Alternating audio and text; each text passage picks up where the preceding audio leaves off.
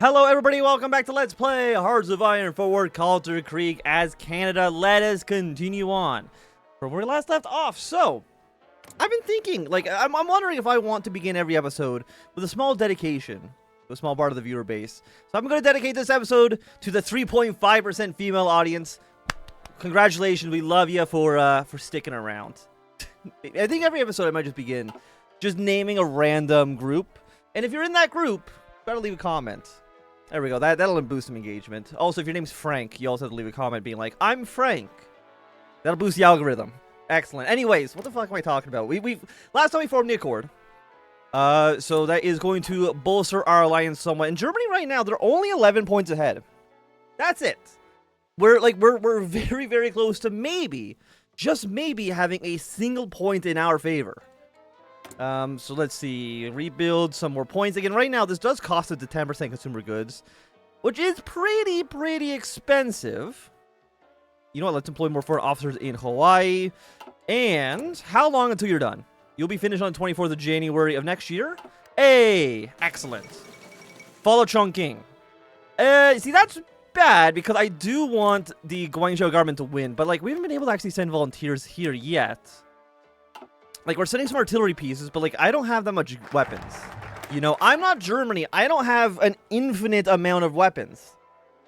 Which is a little sad, but, you know, not much we can do about that.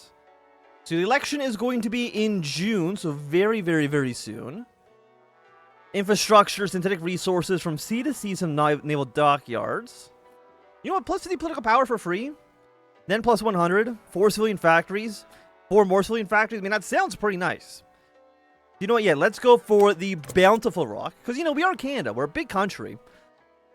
And we do have a lot of natural resources.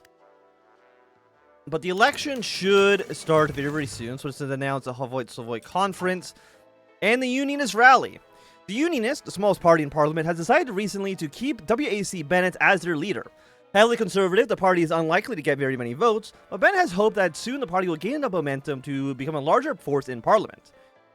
Made up of social credit movements that dominates the western provinces in Quebec, as well as those further right considered the party, Bennett and his party advocate for anything socially conservative and supportive of free enterprise. Bennett has even stated at the convention that the party's intention is to privatize Crown corporations and return them to the hands of intelligent and hardworking Canadian businessmen. Excellent. There's one thing that we need right now in Canada, it's more privatization. Is there anything we can do with you? I mean, I guess we can drag you out like so. That should be okay, at least for the time being. Do I want any of these right now? Well, let's at least wait until our nuclear refinery is built. I know we probably have set ourselves back pretty substantially by trying to build a nuclear reactor first, because it is, what, 120,000 points? We could have built, 3... I mean, if you phase it as just, we could have built 3 civilian factories, maybe it's not that crazy. The campaign begins! With all major parties having chosen their leaders, the campaign can now finally begin. Almost all parties are hopeful going into the election, although only one of them can come out on top. The Liberals are seeking to retain a majority, rebounding under the popularity of Mackenzie King, with a slogan that's Canada's natural path. The Liberal Party seems to be banking on their past recognition and popularity to stay ahead. Meanwhile, the Conservative Party aims to win over the population with the promise of a strong and strong Canada. And their campaign slogan is, an old party for a new Canada, seems to comment on Canada's new role in global affairs. The current third largest party, the CCF, is running a hopeful, down-to-earth campaign aimed at appealing at the current economic situation. While they are polling well with laborers and farmers, it's uncertain the CCF can appeal to the larger demographic. Still, their campaign slogan, the CCF to victory, seems to show that the party's leadership has the confidence to successful election results. And finally, the Unionists have been working on gathering attention for their campaign, even though they have virtually no chance of winning in this election. Still, with their slogan, You and Me for WWII, party leader WWII Bennett seems to be running a very candidate-centered campaign. So yeah, we will be going for the Liberals here. And again, so yeah, the Unionists can actually win in this election. They can theoretically win in 53, though. Yeah, but we are going to go for the Liberals. How are we doing right now? Projected seats are for the CCF, getting an absolutely dominating lead. 44% is just wild. That is an insane turnout. Noting that the Liberal Party or the Conservative Party have only ever been the party in charge for literally all of Canada's history.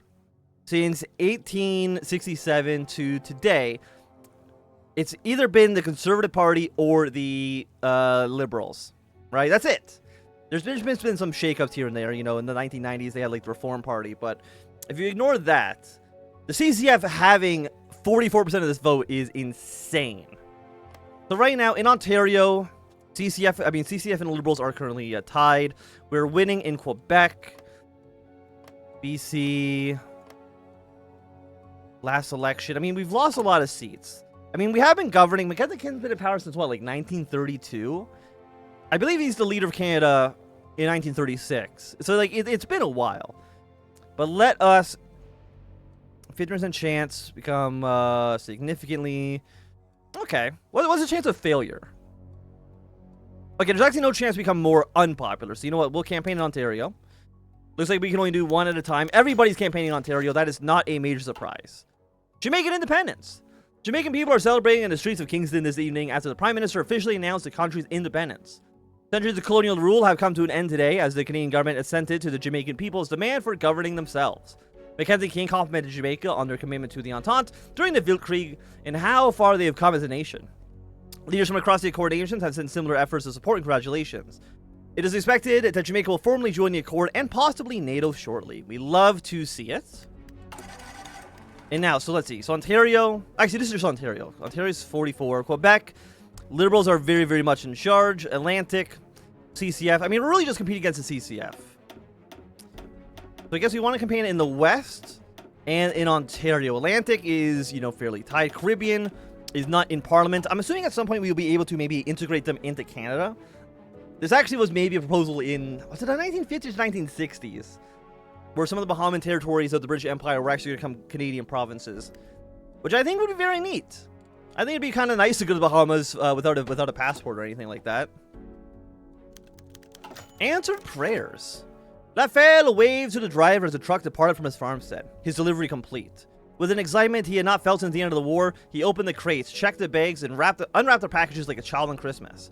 The Montgomery plans the Canadians have announced has seemed too good to be true, but he'd applied all the same, not expecting much. And here, mere weeks later, he received everything he had needed. He only requested enough for a successful harvest, seeds, fertilizer, and some newer tools. All of that had been delivered and more.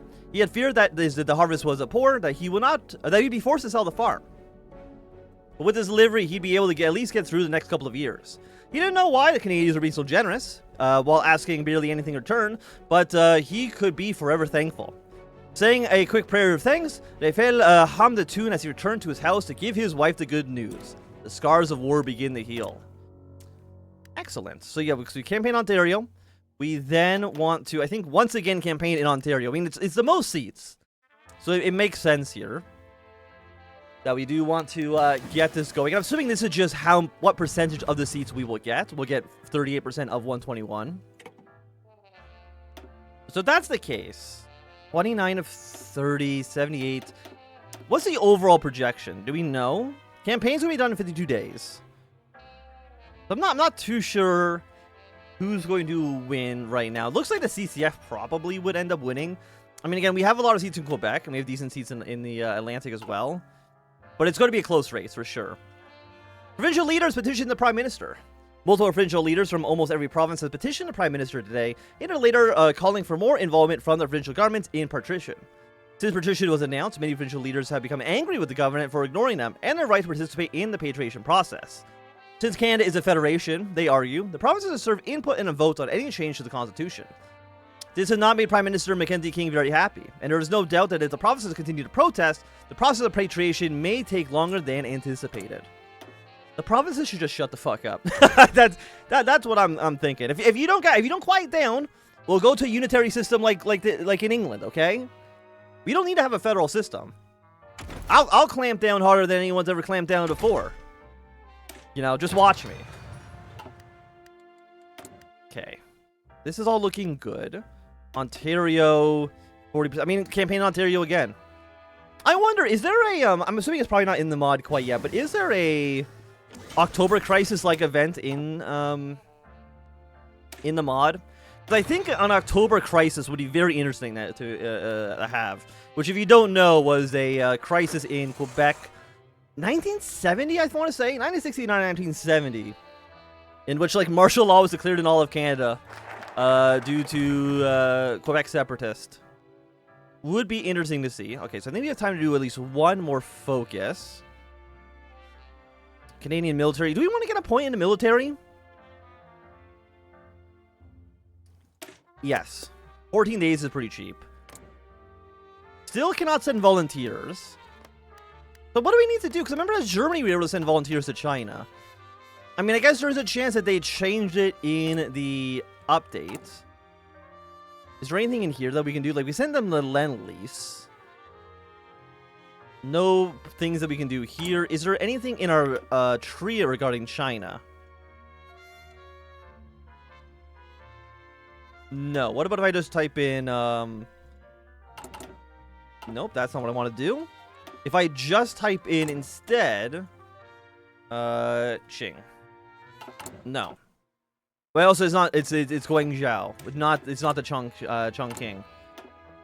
I'm so bad at typing. Yeah.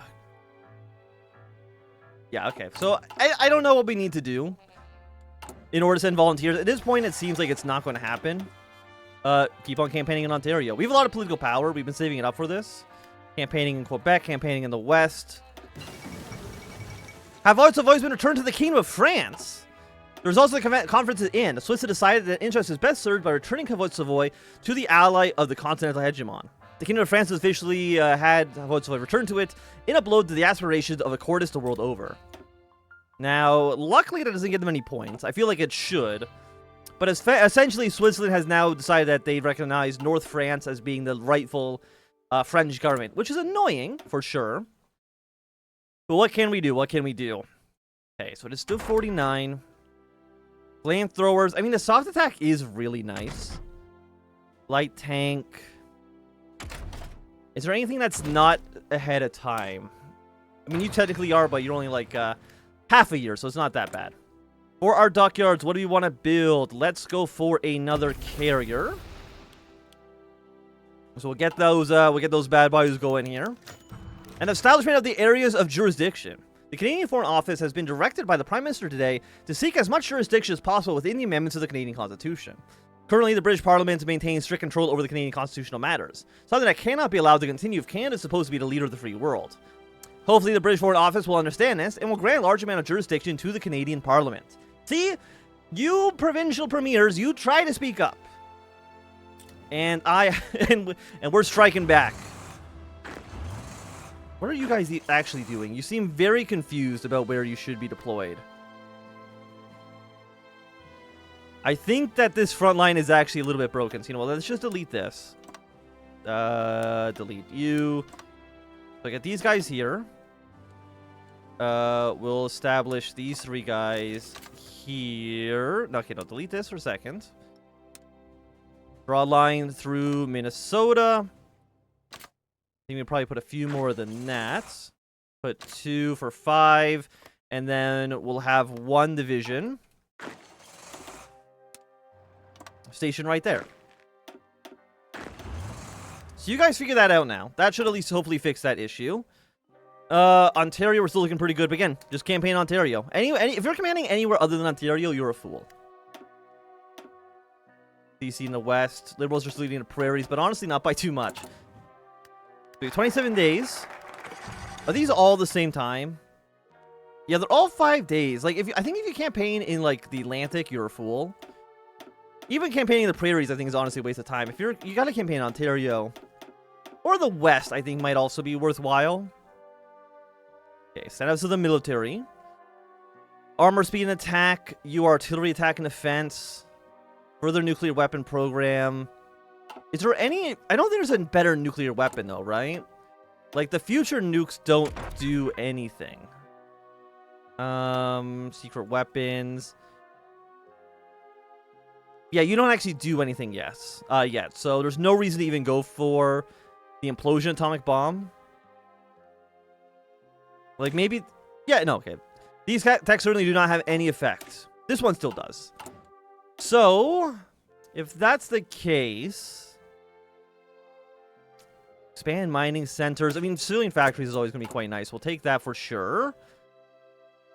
What about for you guys? Is there any what resource are we low on? We're low on steel because we're exporting so much, and we're actually low on chromium. So can we develop our own domestic chromium sources? 6, 8 in Alaska. Unfortunately, here's the thing. Alaska can theoretically leave us. So let's go for the interior in Saskatoon. You'll come done. Okay, so now we can't campaign in Ontario. So let's go for... Is the West 15? Yeah, let's campaign in the West. We have 25 days. Quarterly growth. Very, very good. Happy to see it.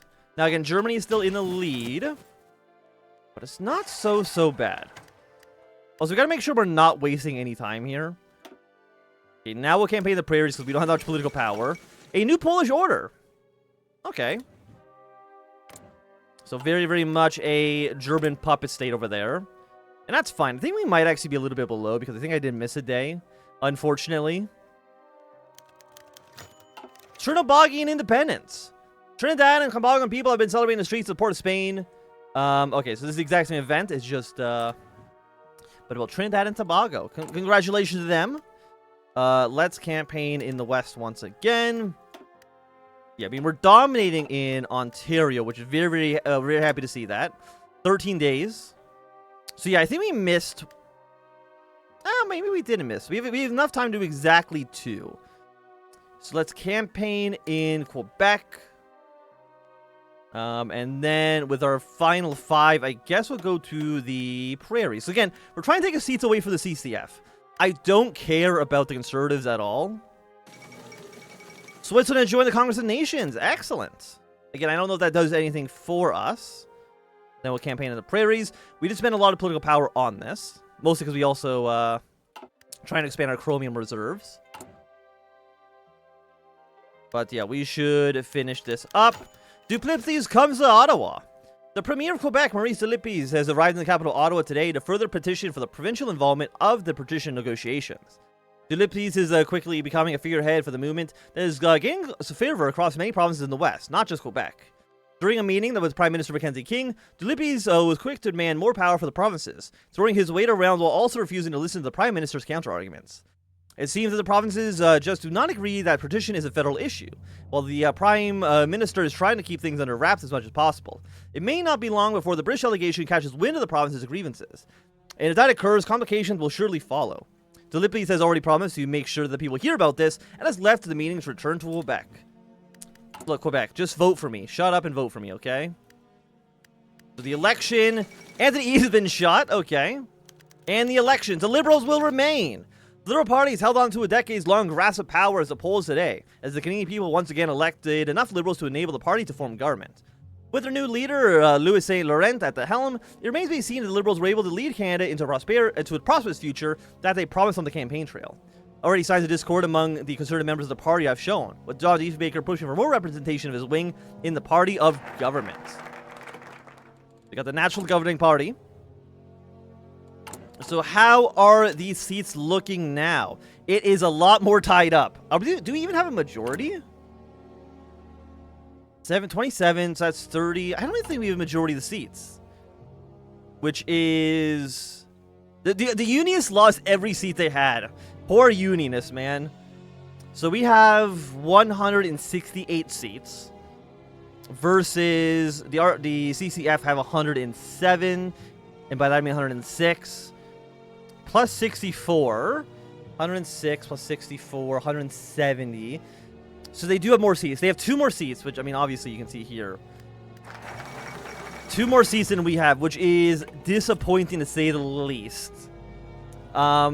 So for now, then, let's invest in British air defenses. And the Canadian Liberals have been re-elected. The dissolving of Parliament and the calling of elections this year piqued the interest of many political circles within Canada. From Victoria to Halifax, questions arose of the degree of public wariness of Liberals after almost 2 decades of continuous Liberal government. Canadians now their answer. Louis Laurent has claimed a decisive victory in the general election of 1949.